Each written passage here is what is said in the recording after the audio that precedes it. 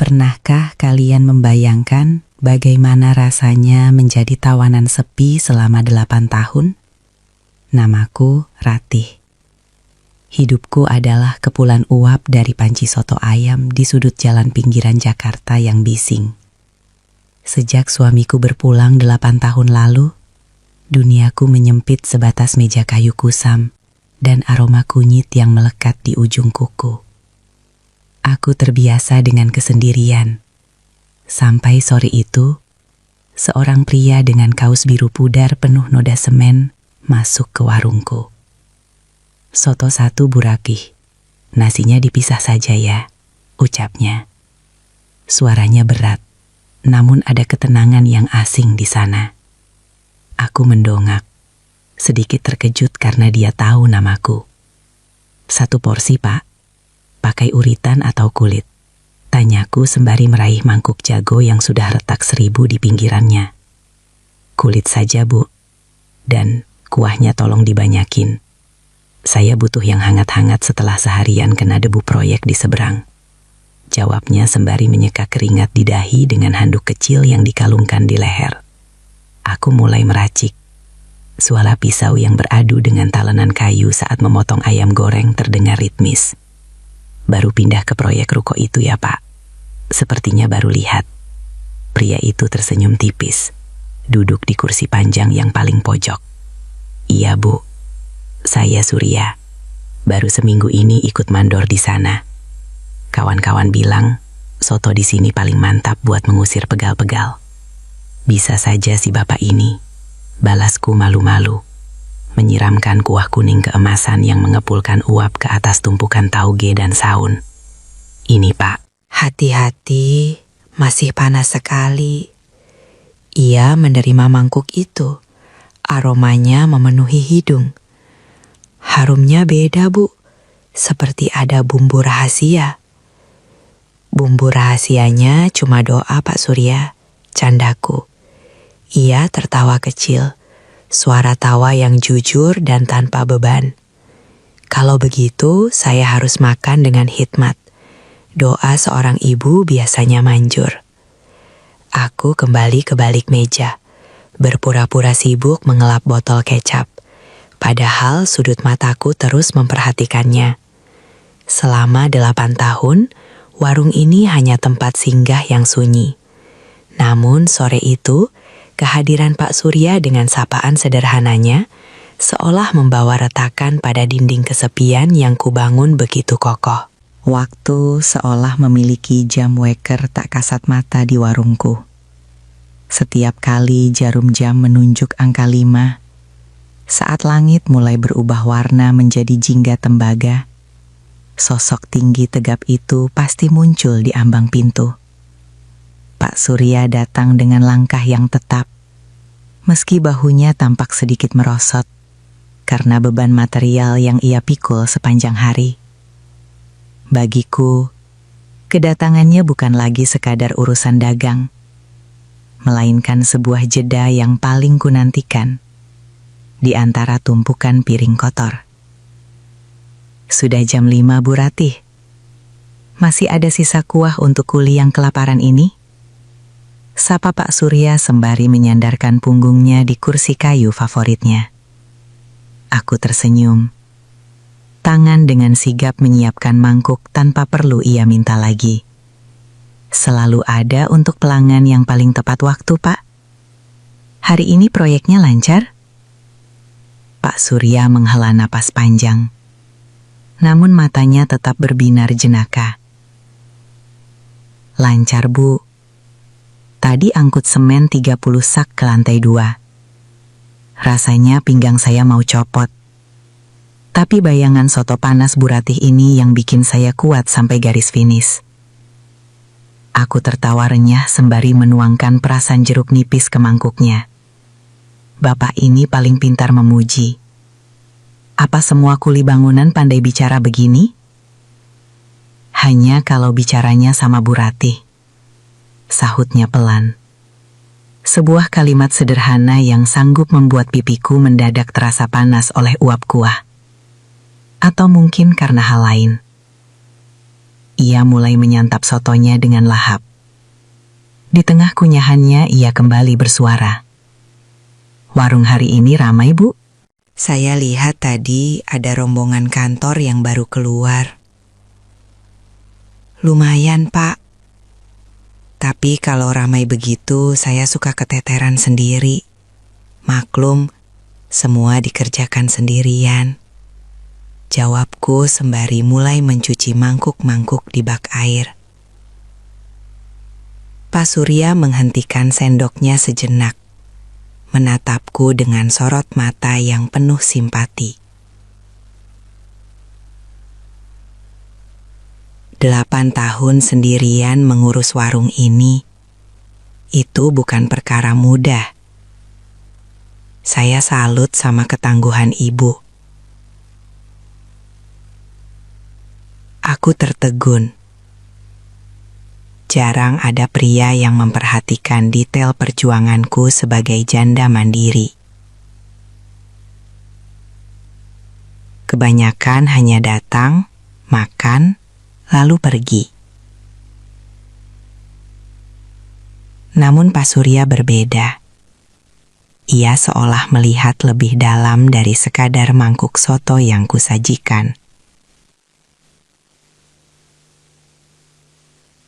Sore itu di tengah bisingnya kendaraan yang lewat, percakapan kami mengalir lebih hangat, perlahan mengikis rasa canggung yang tersisa.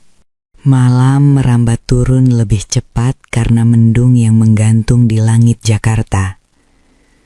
Saat pelanggan terakhir pergi, aku mulai menarik napas panjang, bersiap menghadapi rutinitas melelahkan, mengangkat belasan kursi kayu yang berat ke atas meja. Namun, sebelum jemariku menyentuh sandaran kursi, sebuah tangan besar yang kapalan namun terasa hangat mendahuluiku. "Biar saya saja, Ratih. Kamu duduk saja sebentar, istirahatkan kakimu." Suara Pak Surya terdengar tegas, tak menerima penolakan. Aku terkesiap. Jantungku berdegup tidak keruan.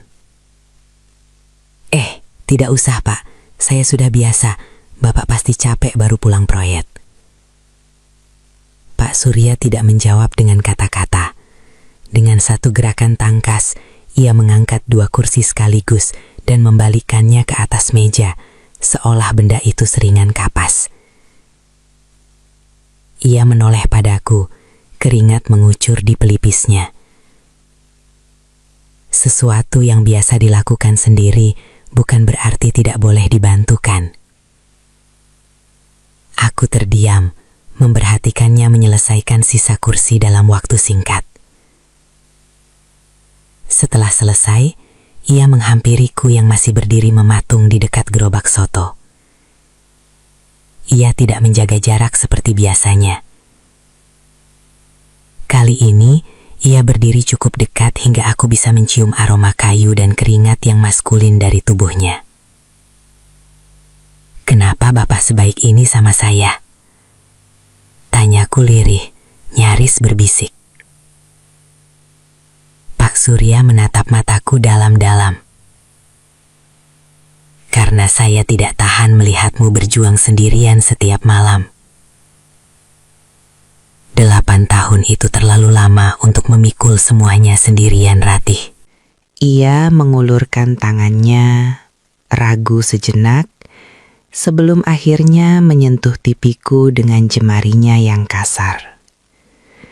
Sentuhan itu tidak lembut seperti kain sutra, tapi memberikan rasa aman yang sudah lama hilang dari hidupku. Saya ini cuma kuli, tidak punya apa-apa. Tapi kalau kamu mau, saya ingin jadi orang yang selalu membantu kamu mengangkat kursi-kursi ini. Selamanya. Air mataku merebak. Di bawah lampu warung yang temaram, aku memberanikan diri menggenggam tangan kasarnya yang masih menempel di pipiku. Saya tidak butuh apa-apa, Pak. Saya hanya butuh seseorang yang mau mendengarkan cerita saya. Maka biarkan saya jadi orang itu. Balasnya lembut. Di antara uap kuah soto yang mulai mendingin dan tumpukan piring, malam itu kami saling menemukan. Tak ada kata-kata puitis yang mewah, hanya dua jiwa yang lelah yang akhirnya memutuskan untuk berhenti mencari. Malam itu, di warung kecil ini, rasa sepi yang kupupuk selama 8 tahun akhirnya runtuh di pelukan Pak Surya. Gembok besi itu berbunyi klik, mengunci kebisingan jalanan di luar warung. Kini hanya ada kami berdua di bawah naungan atap seng yang masih menyimpan sisa panas matahari siang. Lampu neon di langit-langit aku matikan, menyisakan lampu kuning kecil di atas meja kasir yang menciptakan bayangan panjang di dinding. Disinilah, setelah rutinitas uap dan peluh berakhir, dunia yang sesungguhnya baru dimulai bagi kami. Sini, duduk dulu. Saya buatkan teh jahe, bukan untuk pelanggan, tapi khusus untuk calon Nyonya Surya. Goda Pak Surya sembari menarik kursi panjang agar aku bisa duduk. Aku tertawa kecil, menepuk bahunya pelan. Bapak ini baru juga sehari sudah pintar menggoda. Ingat umur, Pak? Pak Surya duduk di sampingku, cukup dekat hingga lengan kami bersentuhan. Ia mengeluarkan sebungkus martabak manis dari kantong plastik yang tadi dibawanya. Justru karena ingat umur, saya tidak mau buang waktu. 8 tahun kamu sendirian. Saya pun sudah lama menduda. Apalagi yang mau ditumpuk? Kami menikmati martabak itu dalam diam sejenak, mendengarkan suara rintik hujan yang mulai memukul atap. Suasana ini begitu intim, lebih dari sekedar hubungan antara penjual dan pembeli. Apa Bapak tidak malu? Tanyaku tiba-tiba, menatap jemariku yang kasar. Punya calon istri yang setiap hari bau bawang dan kunyit. Pak Surya meraih tanganku, membawanya ke dalam genggamannya yang besar. Ia menatap telapak tanganku dengan penuh hormat.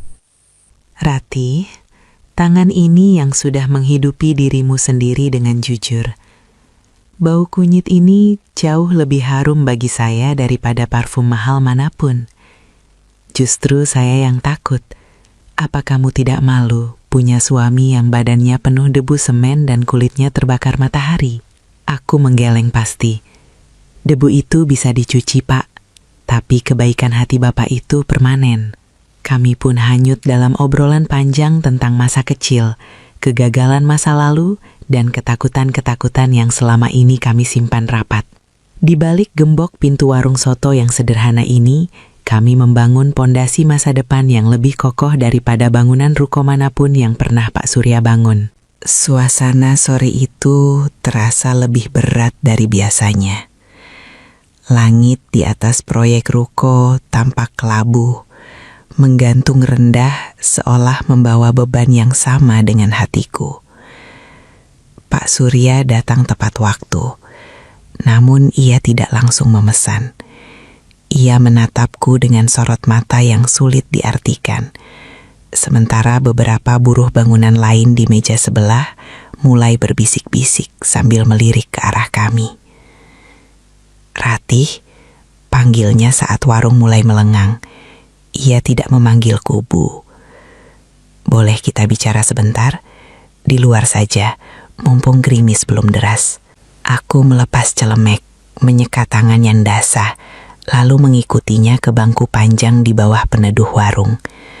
Suara klakson kendaraan di jalanan menjadi latar belakang yang bising, namun dunia seolah sunyi di antara kami berdua.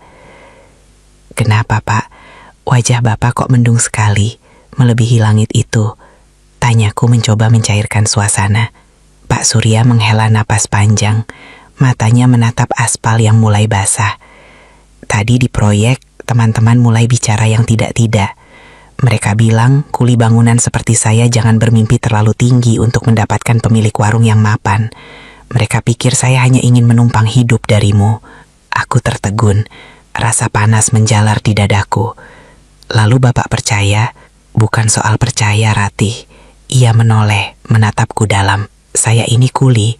Hari ini ada kerjaan, besok mungkin tidak. Saya cuma tidak ingin namamu jadi buruk karena dekat dengan saya. Kamu janda terhormat di lingkungan ini.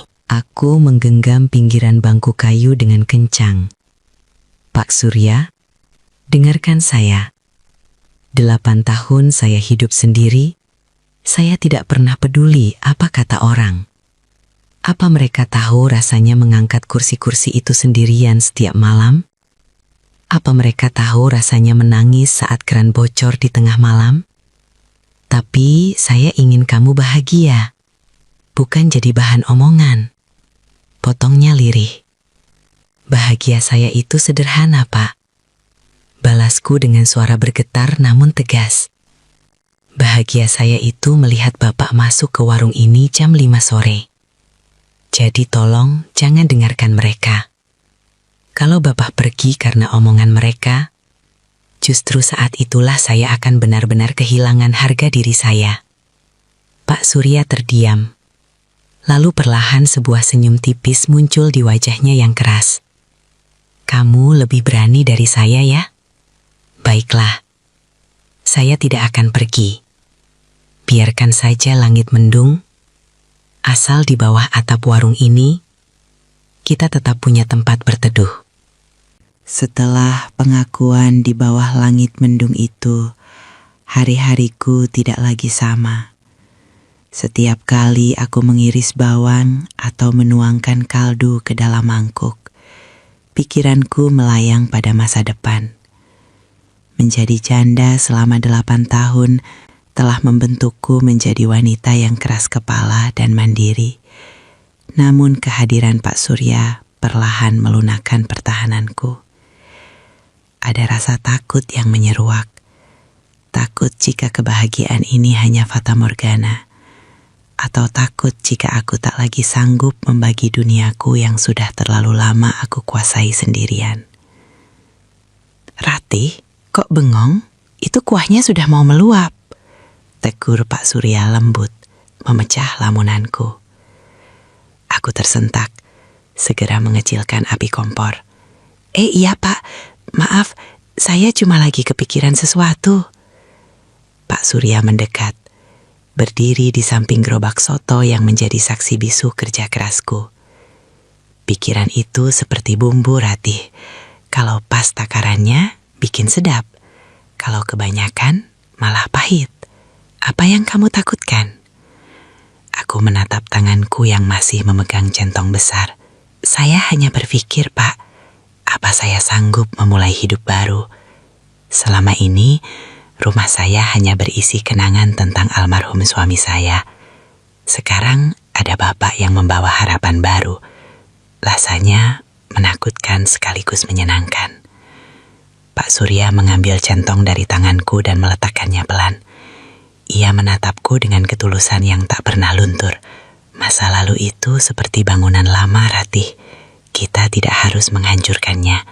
Kita hanya perlu merenovasinya agar lebih nyaman untuk ditinggali. Saya tidak berniat menggantikan siapapun. Saya hanya ingin membangun kamar baru di hati kamu. Kalimatnya menghujam tepat ke jantungku. Aku menyadari bahwa pergulatan batin ini bukanlah tentang Pak Surya, melainkan tentang keberanianku untuk melepaskan status janda yang malang dan menjadi wanita yang dicintai kembali. Malam itu, sembari mencuci piring-piring terakhir, aku memutuskan untuk berhenti berperang dengan diriku sendiri. Aku berhak untuk bahagia.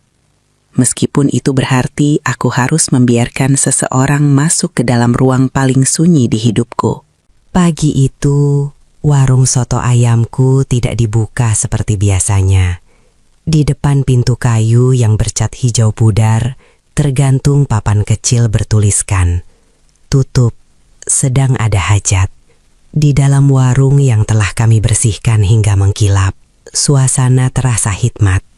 Hanya ada penghulu, beberapa saksi dari tetangga terdekat, dan kami berdua.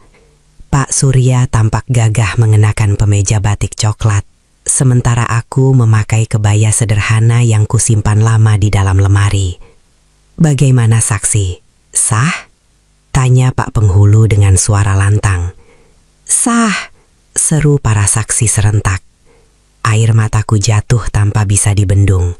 Setelah 8 tahun dilingkupi kesunyian, kini statusku bukan lagi janda yang kesepian.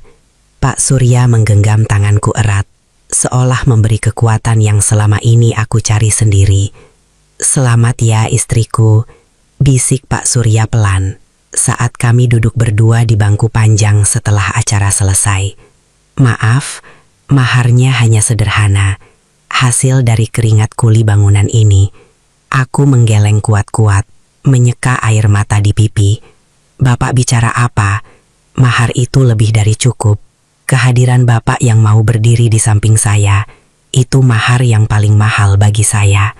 Pak Surya tersenyum, lalu menatap sekeliling warung soto yang kini terasa jauh lebih hangat. "Besok warung buka kembali kan? Tapi kali ini, tidak ada lagi Ratih yang mengangkat kursi sendirian.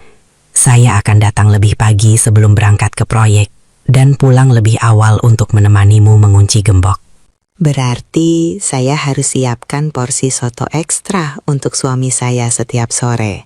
Balasku sambil tertawa kecil di tengah sisa tangis haru. Harus itu, candanya. Tapi jangan lupa, bumbu rahasianya tetap doa ya. Kisah kami adalah bukti bahwa cinta tidak selalu datang dengan kemewahan atau skenario bak film romantis.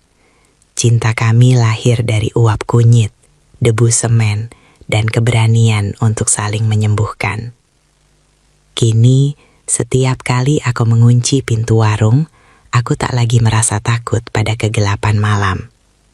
Karena di sampingku ada Pak Surya yang memegang kunci hatiku. Memastikan bahwa rumah kami, warung soto kecil ini, selalu penuh dengan kehangatan.